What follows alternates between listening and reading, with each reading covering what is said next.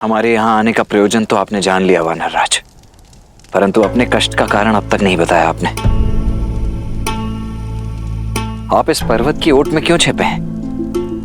और आपसे आपका राज्य, आपकी पत्नी कैसे छिन गए? राजपाट की ना तो मुझे कभी चाह थी और ना ही कभी आशा। मैं तो अपने भाई किष्किंधा नरेश बाली की छत्र छाया में ही प्रसन्न था। अपनी पत्नी रुमा के साथ सुखी था मैं वहां। फिर एक दिन मायावी नामक एक राक्षस ने बाली को युद्ध की चुनौती दी और इस बात से बाली के अभिमान को ठेस पहुंच गई। बाली को वरदान प्राप्त था कि जो उससे युद्ध करेगा उसका आधा बल बाली में आ जाएगा। परंतु मायावी और बाली के युद्ध ने मेरा पूरा बल ही छीन लिया, मेरा पूरा जीवन ही बदल दिया। बाले! बाले! कहाँ छुपने बना है कायर? लड़ मुझसे! युद्ध कर! आज तेरा बल धराशायी होगा! बाहर निकल!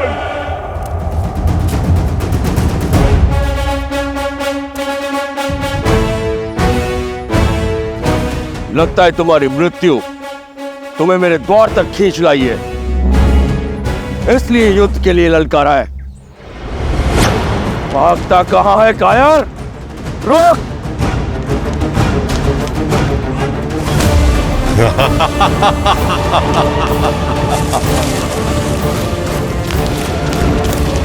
भैया एक क्षण रुकिए, सोचिए। पहले मायावी किष्किंधा आकर आपको ललकारता है, फिर यहाँ गुफा में आकर छिप जाता है। अवश्य कोई छल है। ये उस मायावी की गुफा है, भीतर मत जाइए। क्या हुआ? अपने भाई के बल पर विश्वास नहीं रहा या माता के दूध का तेज चूक गया है?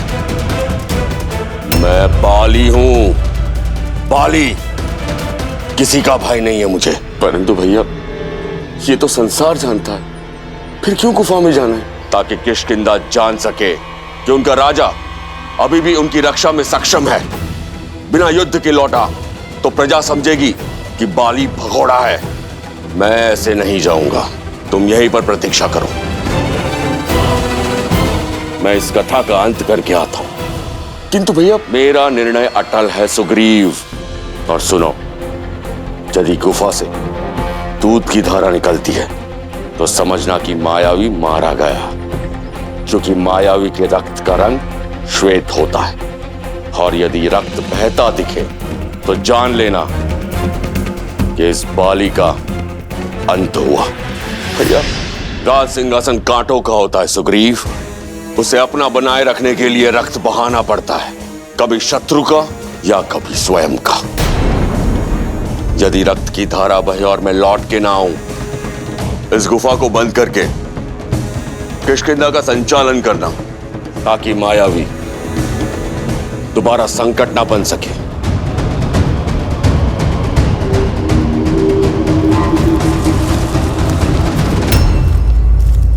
प्रहार से दिन बीते, दिन सप्ताह में बदले और सप्ताह महीनों में। मैं मन में आस लिए 1 वर्ष गुफा के बाहर बैठा रहा मैं, किंतु ना तो मायावी बाहर आया और ना ही बाली। फिर एक दिन रक्त की धारा बाहर आई।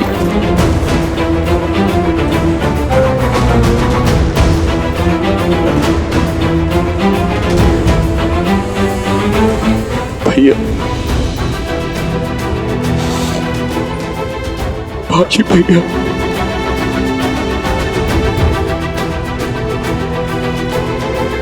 भैया!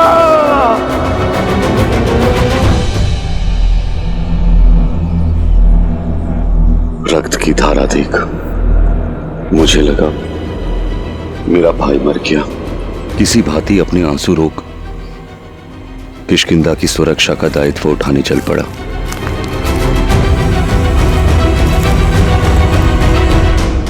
मायावी के प्रकोप से राज्य को बचाने के लिए मैंने एक चट्टान से गुफा का मुख बंद कर दिया। और ये दुखद समाचार बाली की पत्नी तारा और पुत्र अंगद को सुनाने चल पड़ा।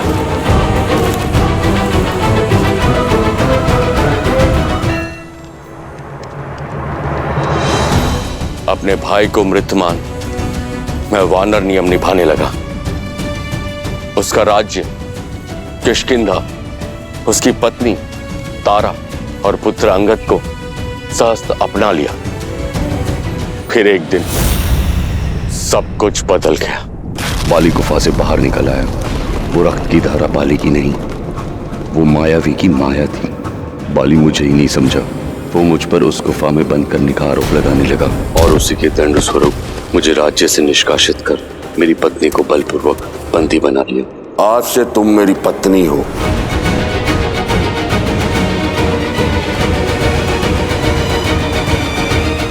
यदि आज मैं जीवित हूं तो हनुमान की सहायता और ऋषि मतंग के श्राप के कारण, जो बाली को यहां आने से रोके हुए हैं। उसे श्राप है, यदि उसने ऋषिमुख पर्वत पर अपना पैर भी रखा तो उसके सिर के 100 टुकड़े हो जाएंगे।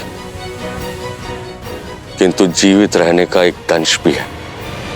मुझे अपनी पत्नी का वियोग, उसकी पीड़ा के आभास के साथ ही जीना है। आपके भाई ने जो आपके और आपके पत्नी के साथ किया, उसके लिए उसका केवल एक ही दंड है, मृत्यु।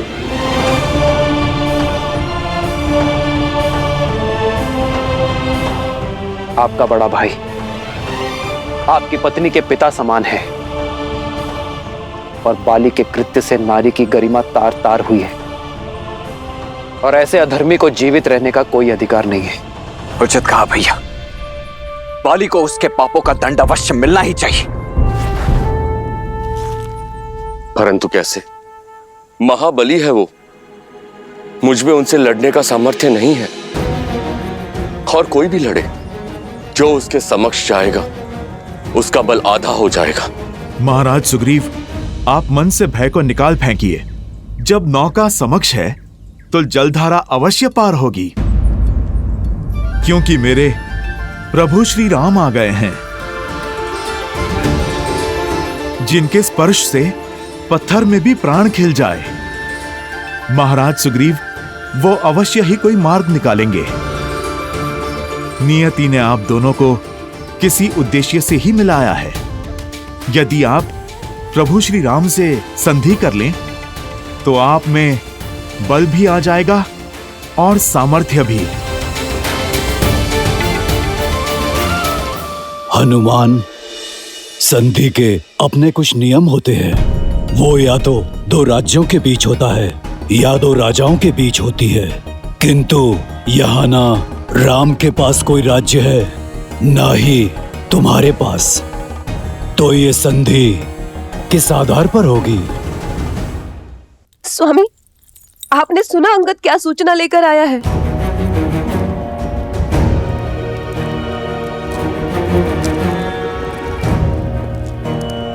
अंगद, राम और उनके भाई लक्ष्मण को सुग्रीव से मिलते देखा गया है। स्वामी, यदि उनकी संधि हुई तो आपके ऊपर संकट की तलवार मंडराना निश्चित है। स्त्री होना, राय का पर्वत बनाने का गुण तो प्रकृति ने दिया है तुम्हें। रोको, अपने विचारों को रोको तारा। महाबली हूं मैं, इस ब्रह्मांड का सबसे शक्तिशाली जीव हूं मैं। और तुम कहती हो कि मुझे सुग्रीव से संकट है, जो मुझसे भयभीत होकर ऋषिमुख पर्वत पर जाकर छुपा है। मुझे उन वनवासियों से क्या संकट जो स्वयं अपने राज्य से निष्कासित कर दिए गए हैं, जिनके पैरों में कांटों से बचने के लिए पादुकाएं नहीं है, वो मेरे मार्ग का कांटा क्या बनेंगे?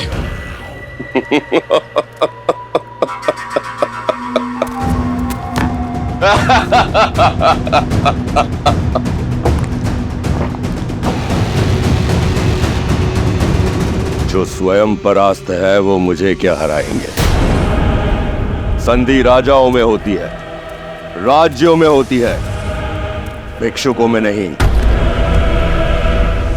एक किष्किंधा से खदेड़ा हुआ भगोड़ा और दूसरा अयोध्या से निष्कासित किया हुआ वनवासी। उसके पास ना तो कोई राज्य है और ना राजा कहने वाली प्रजा। क्या बिगाड़ेगी उसकी संधि मेरा?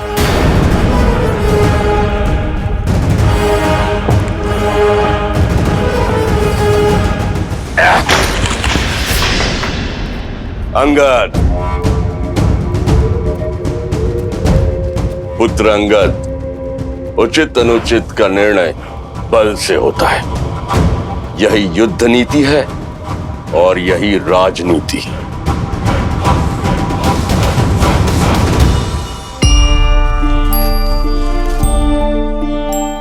महाराज सुग्रीव, राज्य का धर्म है प्रजा की रक्षा, और सेना होती है धन रक्षा की शक्ति। परंतु ये गुण एक और भाव में है,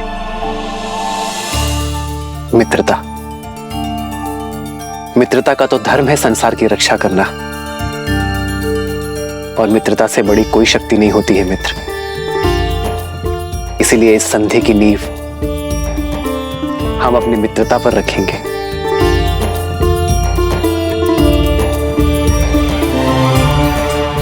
मित्रता एक ऐसा बंधन है जो हर संबंध से ऊपर है।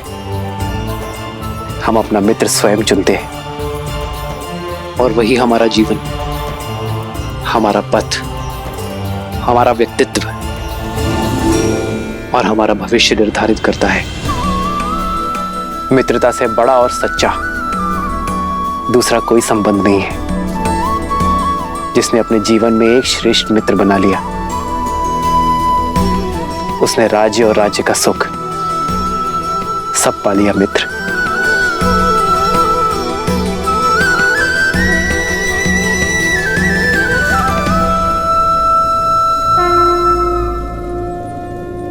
मैं महाराज दशरथ का पुत्र रघुवंशी राम ये प्रण लेता हूं कि अपने मित्र सुग्रीव को उसका राज, उसकी पत्नी और उसका सम्मान अवश्य लौटाऊंगा, और बाली को मृत्यु दंड देकर उसके पापों का अंत करूंगा।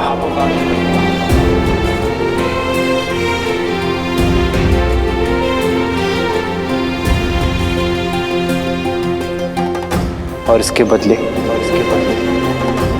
ना ही मुझे सुग्रीव से कोई आशा है और ना ही कोई मांग। प्रभु श्री राम की जय, प्रभु श्री राम की जय। धन्य है आप प्रभु, आप धन्य हैं।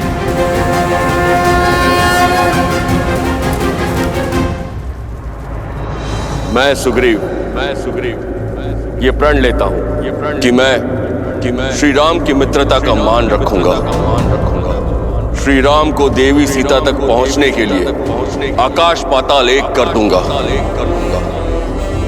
देवी सीता को रावण के चंगुल से मुक्त कराने के लिए अपना सारा बल और ज्ञान अर्पित कर दूंगा।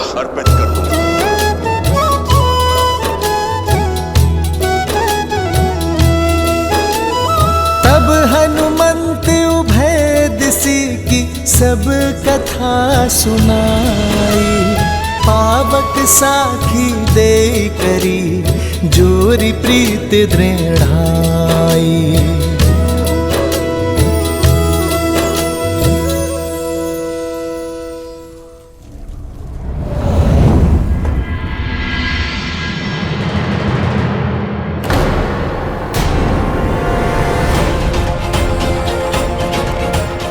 ये क्या हुआ?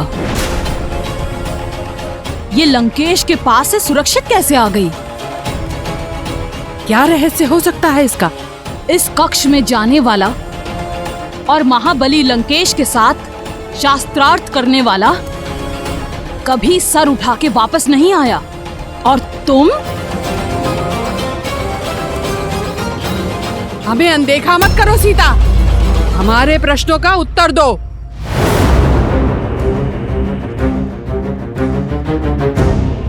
तुम्हारा ये अभिमान ये अहंकार, ये निर्भीकता चुभती है। त्रिजटा, जैसे इसको छूते ही हमारे हाथ जल गए थे, वैसे ही हम आज इसके साथ इसके अभिमान को स्वाहा कर देते हैं।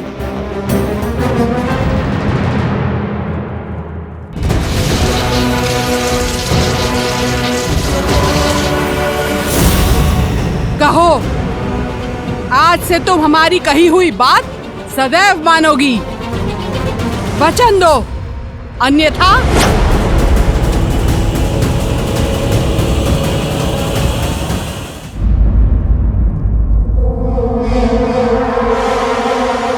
ये क्या हो रहा है यहाँ?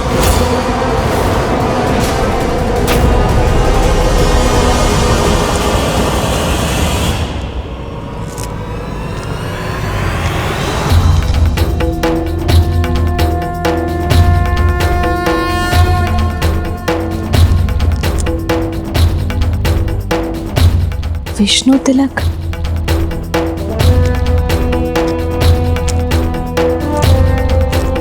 यह धर्म करने का दुस्साहस कैसे किया तुम दोनों ने? लंका के आतिथ्य को बुलाकर लंकेश के अतिथि के साथ ऐसा दुराचार! जाकर बताओ मैं लंकेश को। इनकी देखभाल की आज्ञा का निरादर कर अपनी सीमाओं को लांघ रही हो तुम दोनों। फेंको, फेंको खड़क। भूल हुई हमसे, क्षमा कर दीजिए। लंकेश से कुछ मत कहिएगा। ऐसी भूल आगे से नहीं होगी। इसे मेरी अंतिम चेतावनी समझो। जाओ यहां से।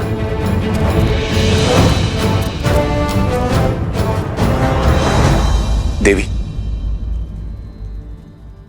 इनकी ओर से मैं आपसे क्षमा मांगता हूं। मैं लंकेश का अनुज विभीषण हूं। आपको जो कष्ट हुआ उसके लिए क्षमा प्रार्थी हूं।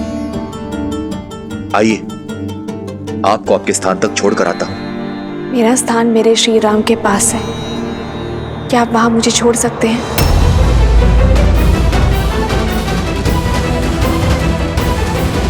आपकी पीड़ा अब से मेरी हुई मित्र, इसलिए बिना एक पल व्यर्थ किए अपना राज और अपनी पत्नी को पुनः पाने का मार्ग प्रशस्त कीजिए। कैसा मार्ग?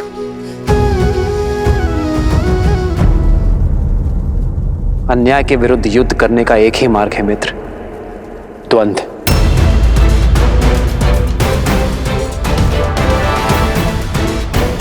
आप बाली को द्वंद्व युद्ध के लिए चुनौती देंगे। क्या? बाली से युद्ध? आपको भ्रम है श्री राम, महाबलशाली है वो। मैं बाली को मारना तो दूर, उसके सामने कुछ पल तक टिक नहीं सकता। यदि मैं उसको युद्ध में परास्त कर सकता तो यहां भगोड़ों की भांति मैं छिपता क्यों? मुझे आशा नहीं थी कि आप मुझे आत्महत्या का मार्ग सुझाएंगे। श्री राम, आपने मुझे बाली के वध का वचन दिया है और यहां तो आप उसके हाथों मेरा ही वध करवाने लगे। मुझे मेरा वचन स्मरण है मित्र, किंतु आप अपनी आत्मशक्ति को भुला चुके हैं। कहां है वो सुग्रीव जो बाली की अनुपस्थिति में समस्त किष्किंधा को संभालता था? मित्र केवल उसकी सहायता करते हैं जो संघर्ष से भागते नहीं बल्कि उसमें भाग लेते हैं। ये युद्ध आपका है मित्र, और जो अपना युद्ध स्वयं नहीं लड़ते उसका हाथ तो नारायण भी नहीं थामते। इसलिए पहला पग बढ़ाएं, बाली को युद्ध के लिए चुनौती दें और रघुकुल के वंशज के वचन का पालन उन्हीं पर छोड़ दें।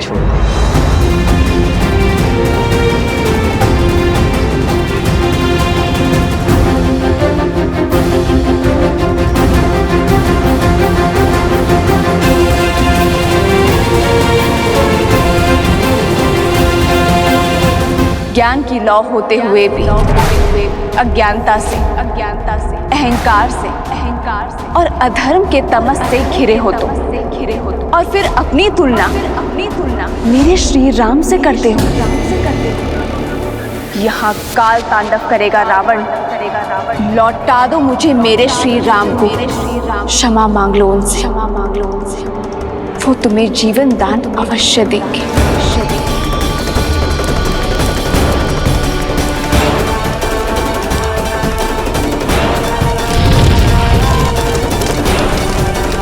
यदि तुम ना माने तो तुम्हारा ये ज्ञान भी मेरे श्री राम के क्रोध से नहीं बचा पाएगा।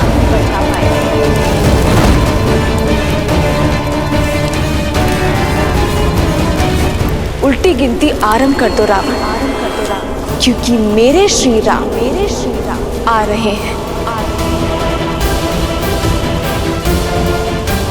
मैं लंकेश दशानन रावण ये शपथ लेता हूं, एक दिन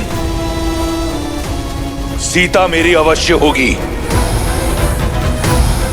क्षमा करें मुझे, परंतु जो ज्ञान मुझे सीता नहीं दिला सकता, वो ज्ञान मेरे किसी काम का नहीं।